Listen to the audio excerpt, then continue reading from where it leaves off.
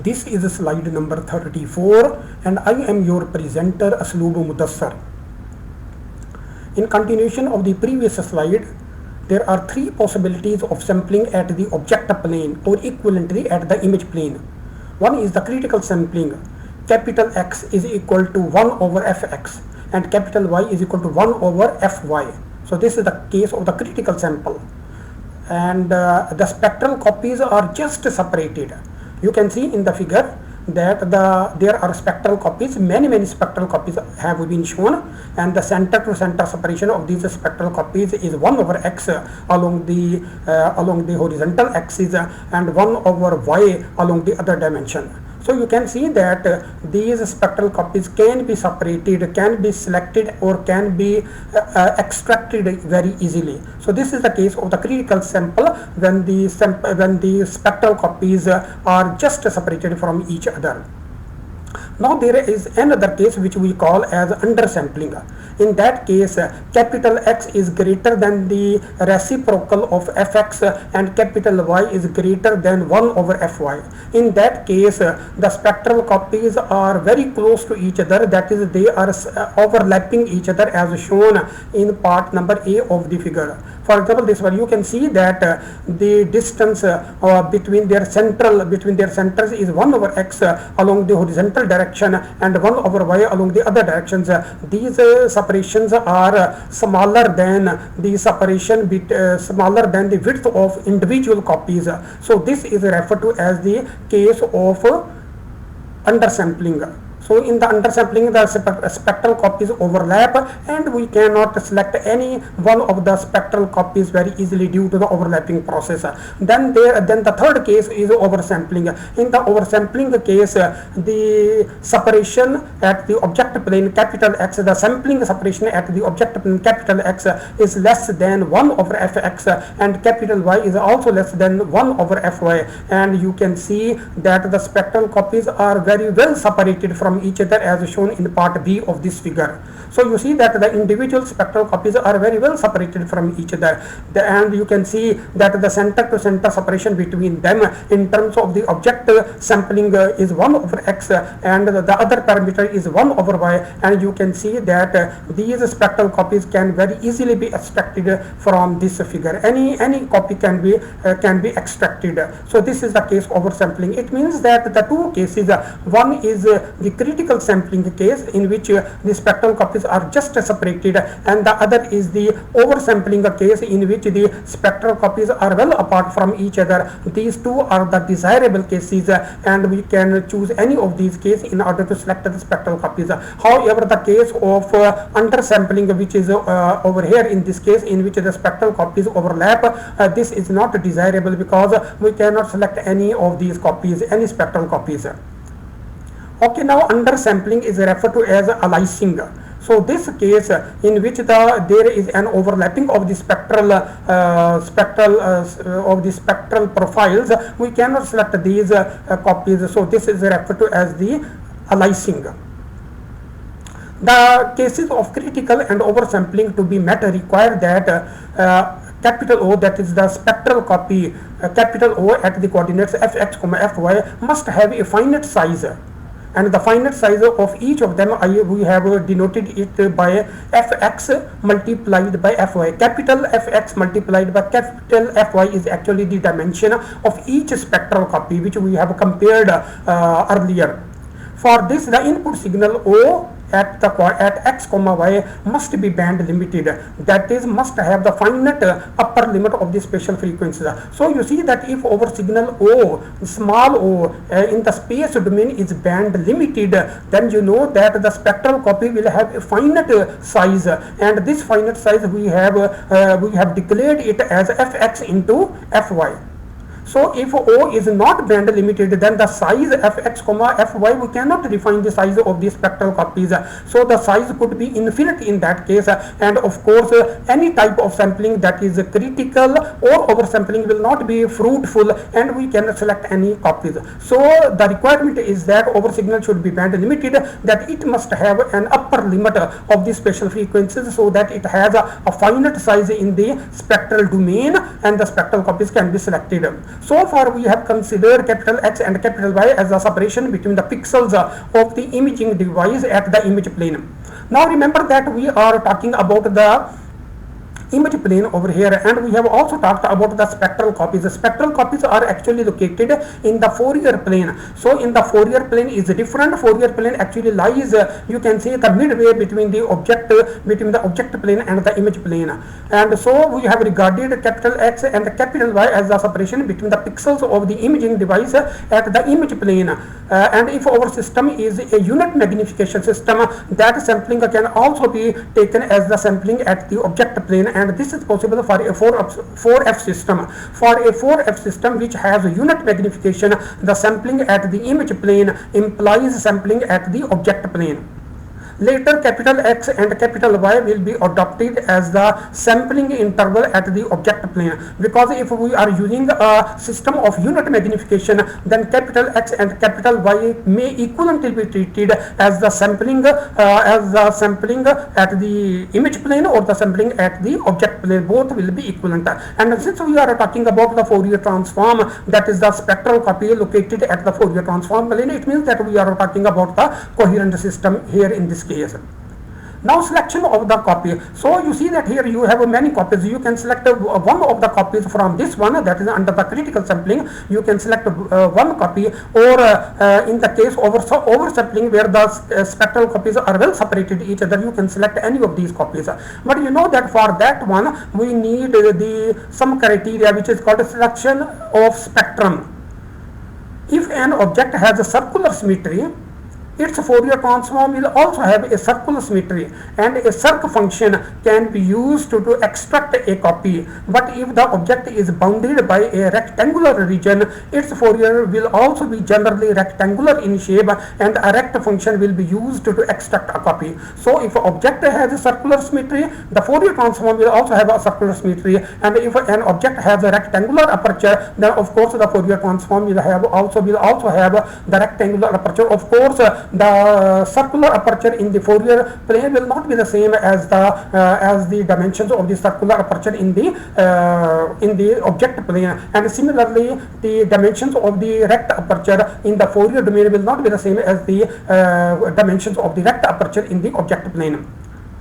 Assuming that the Fourier transform of the object has a rectangular shape with the dimensions equal to fx by fy, and assuming the critical sampling, the function can be used to select the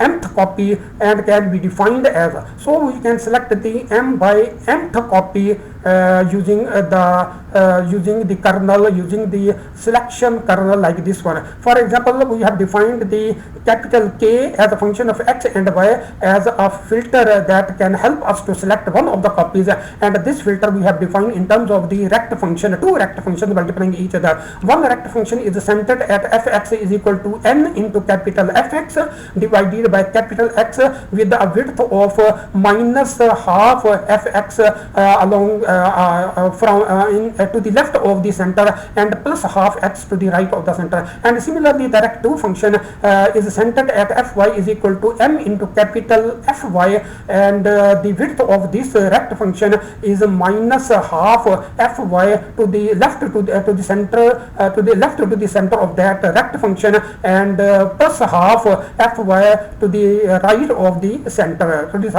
the right of this rect. So the rect is centered at, as we have stated over here, fx is equal to n into capital F x, and fy is equal to m into capital Fy with widths. You see that we have given the widths in terms of the mod values of the fx should be less than or equal to half fx. That is, we are talking about minus half x to plus half x, the width of the spectrum along the fx direction. And similarly, we have mod fy is less than or equal to half fy. It means that we are talking about the width from minus half fy to plus half y along the fy direction. So to select the n by mth copy from the infinite number of copies, what we do is that we have the sampled Fourier transform multiplied by k. So you see that the spectral copies that we have shown in this case over here, and in the critical sampling case and in the oversampling case where we want to make the selections. So these are actually the Fourier spectrum of the sampled object. that is os of fx comma fy. So these are the these representation are the capital OS values, or that is the sampled, that is the Fourier spectrum of the sampled object, which we have regarded as O capital OS at fx comma fy multiplied by this filter, in order for this filter to select one of the copies from the OS, and we have substituted the full value of the spectrum over here, that is the value of the OS over here, multiplied by the value of the k, that is the filter, in terms of the two rect functions over here. So you see that these two rect functions, what will they do is that since these rect functions are defined at fx is equal to n into fx and fy is equal to m into fy, it means that we are selecting the nth and mth copy. So you see that this object O, which is the original object, is we are selecting the nth and mth copy over here. So in the final result over here is that we have object which we have capital O, that is the spectrum of the original object which was continuous. We have selected its nth by mth copy.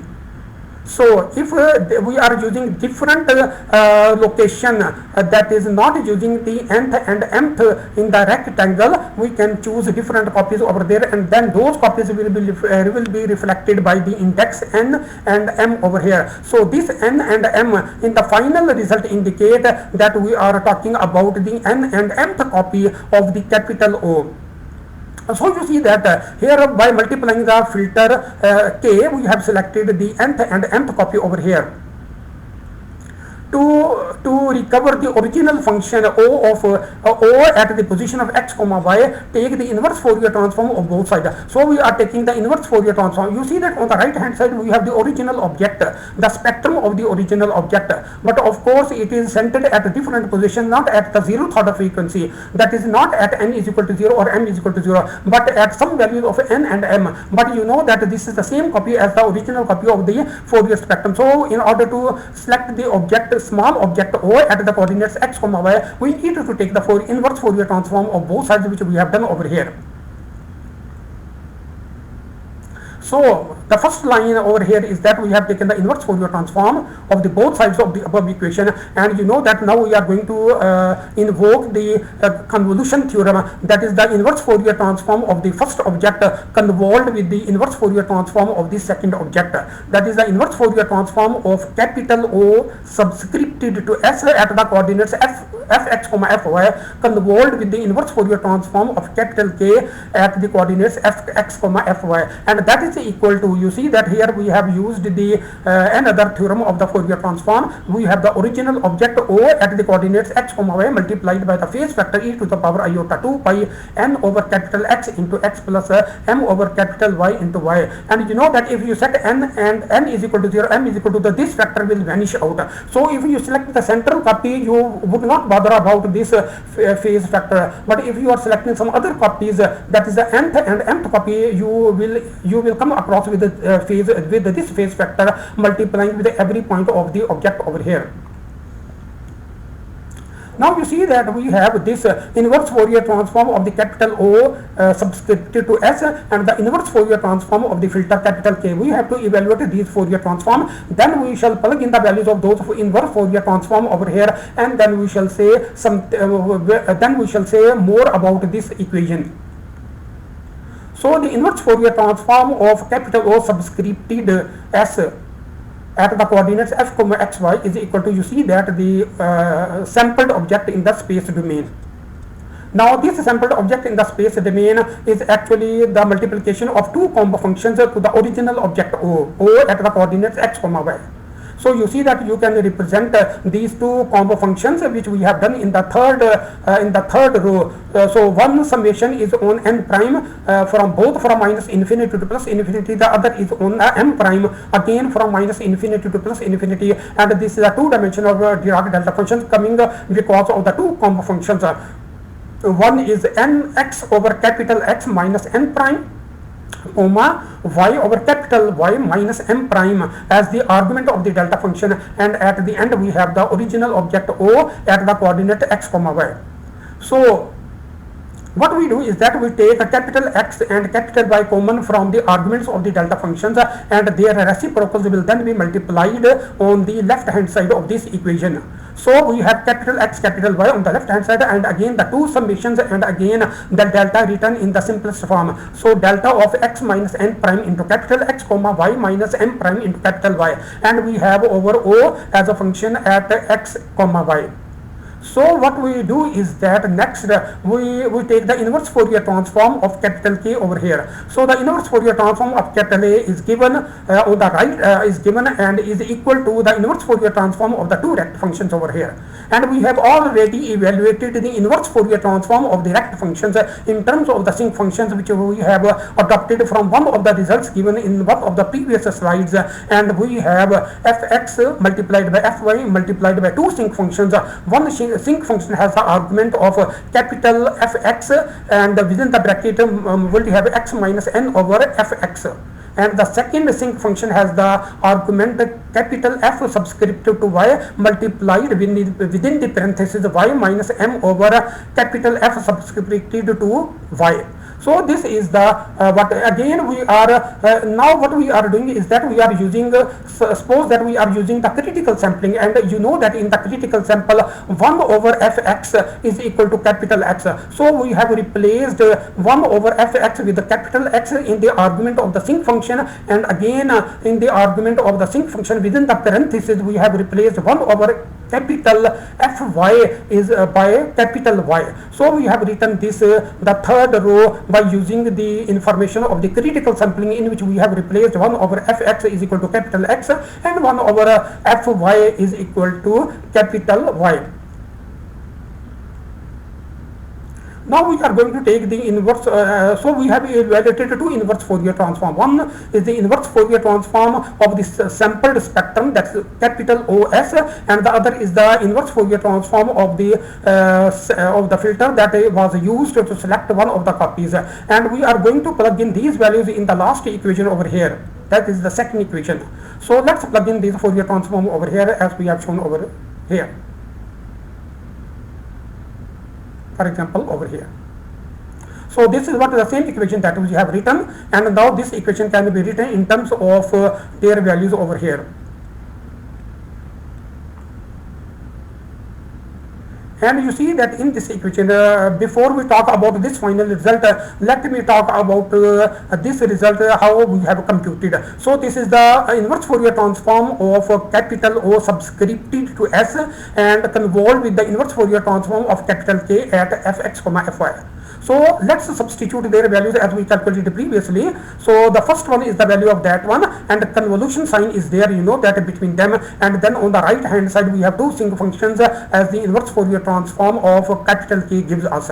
Then in order to evaluate this one, so look at the second row. This small object O at the coordinate xy is multiplying, not convolving but multiplying with the delta of x minus n prime capital X comma y minus m prime into capital Y. So here x will be replaced by x is equal to n prime capital X, and in the small object O, y will be replaced by the arguments of the delta function at y is equal to m prime capital Y. So you see that in the last result, in the third row, we have replaced the arguments O by n prime capital X into m prime capital Y. But you know that these two sinc functions are convolving with the delta functions. So in the convolution, what we have to do is that we have to replace x in the sinc function by the argument of the delta function, that is x minus n prime x, and in the second sinc function we have to replace y by the argument of the y delta function, that is y minus m prime y. So we have substituted these two values over here.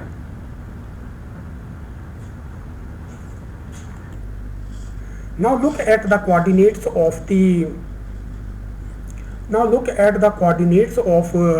the sinc functions, that is the arguments of the sinc function. The arguments has changed from x minus n into capital X to x minus n prime capital X. which we have replaced from the delta function, minus n into capital X, and similarly the sinc function, the sinc in y, we have changed y minus m prime into capital Y minus m into capital Y. So you see that due to the convolution where we have replaced the x and y coordinates in the sinc functions from the arguments of the delta functions, we have written down. So this is the result that we have written down involving the convolution of the inverse Fourier transform of both these functions. So now this is the final equation where we have substituted this inverse Fourier transform calculated from the previous one, and the final result is that we have two summations, one over on n, the other one is on m prime, the other one is on m prime, both going from minus infinity to plus infinity, and we have the object O, the continuous object O, but sampled at n prime x multiplied by m prime y in with two multiplied with two sinc functions, capital F. The argument of one is capital Fx into x minus n prime, capital X minus n into capital X, and similarly the other sinc functions in terms of y, and that is equal to the object O at the coordinates x comma y multiplied by e to the power iota 2 pi n over capital X into x plus m over capital Y into y. So these, you know that we have written down the equation, final equation. This equation is known as the Whittaker-Shannon sampling theorem, and a very important theorem. Now to extract the central copy, we set n is equal to 0, m is equal to 0, and the result becomes equal to, you can see that the sinc is simplified. Now in the sinc we have the argument which is x minus n prime x, and the other sinc has the argument y minus m prime y, and of course there are some summations, two summations, both going from minus infinity to plus infinity. One is on the variables n prime, the other one is on the variable m prime, and of course that is equal to O at x comma y, and you see that here we have lost the exponential factor because we have substituted n is equal to and m is equal to 0. Now it states a continuous signal O at x comma y can be obtained from the sampled version O at sampled at n prime x comma m prime y under critical sampling by injecting a pair of sinc functions at each sampled point. So you see that this equation provides us a way to obtain, as stated on the right hand side of this equation, that the original object in continuous variable x comma y can be obtained from the sampled version of the object contained within the on the left hand side within the summations, and that object which is sampled O is O at the coordinates n prime capital X comma m prime capital Y multiplied by the two sinc functions. The function capital A, the function capital K at fx comma fy, which was defined by a pair of rect functions to select one of the copies, that is O of fx minus n over capital X comma fy minus m over capital Y. So one of these copies can be selected by capital K at the Fourier plane, may be regarded as the transfer function, that is capital K may be regarded as the transfer function of the optical system, and its inverse Fourier transform may be referred to as the point spread function of the imaging system. So this sampled O, that is O at n prime x comma m prime y, may be regarded as the weighting factors for the pair of two sinc functions. So these may be treated as the weighting factors for the sinc functions. Now you see that we have completed up to this point we have completed the sampling theorem. That is, we can obtain a continuous copy of the original object from its sampled version by injecting two sinc functions. Now we are talking about the space bandwidth product of an optical signal. So this is for an optical signal, not for an optical system, because for an optical system the treatment is different. So this is the space bandwidth product of an optical signal. If the Fourier transform of an optical signal exists only in a finite region of space in the fx comma fy plane, then the optical signal O x comma y is regarded as the band limited signal.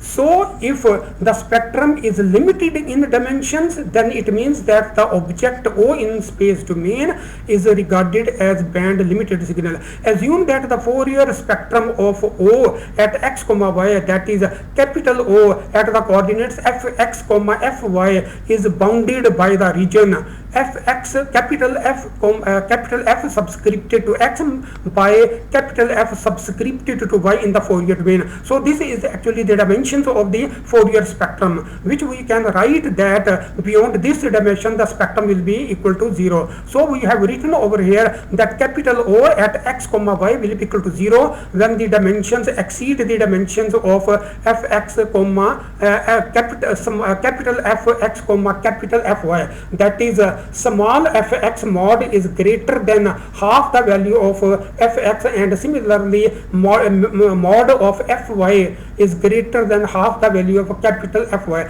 So under these conditions the spectrum O will be equal to 0, because the spectrum is lying outside the bandwidth of the signal in the Fourier domain, which is capital F subscripted to x by capital F subscripted to y. Beyond this limit the Fourier spectrum will be equal to 0.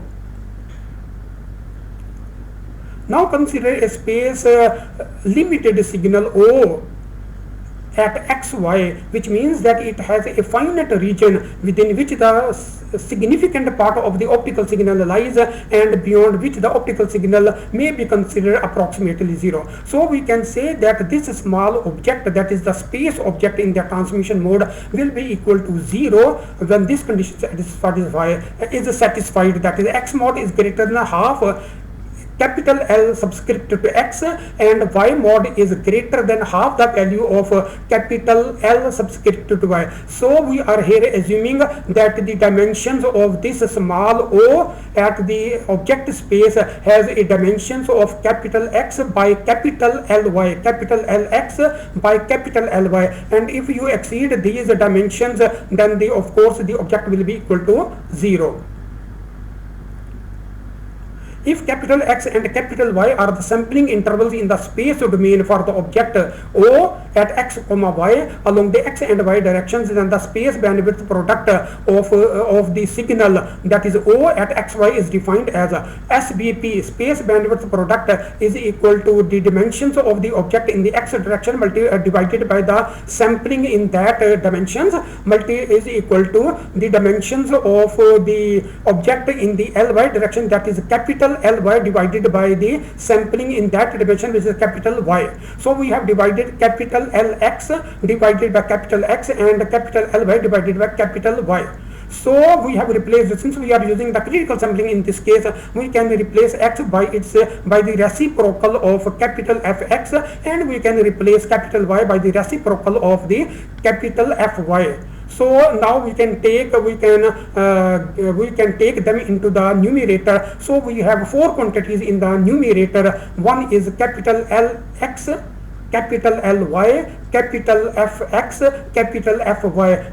2 are, that is L quantities are related with the dimensions of the object, and F quantities, capital F quantities, are related with the dimensions of the spectrum. This is also known to give the number of degrees of freedom of O at x comma y. A signal which is band limited may not necessarily be space limited. So a signal which is band limited may not be space limited. There are functions which are defined in infinite region of space, but they are band limited, that is, they have an upper limit of the spatial frequency. The Fourier transform of such signals are known as the generalized Fourier transform. So the size of the object may be infinite in the object domain, but it may contain a maximum value of the spatial frequency, which means that the Fourier spectrum is also localized in some region. Such Fourier transform are called generalized Fourier transform, and such signals are regarded as band limited signal. If an optical system has the ability to cope with an optical signal having a higher values of space bandwidth product, it is considered better. Spatial bandwidth product for an optical system is an entirely different concept from the space bandwidth product of an optical signal. So if our optical signal can handle higher values of the space bandwidth product of the input signal, then we can regard our input signal as a better and the superior optical system. Now here are some comments. Slide 1 to 34 are based on chapter number 2 of my book on Fourier optics. The book has a total of 8 chapters. Comprehensive details on the Fourier optics are still to come. Up to chapter number 2, originally there were 55 slides which I have compressed into 34 slides. That is why there are multiple pages of my each slide. For example, slide 34 just presented has a total of 7 pages. Total number of original slides are 406, which I have prepared for based on my book on Fourier optics. You can imagine the efforts I am putting in this course.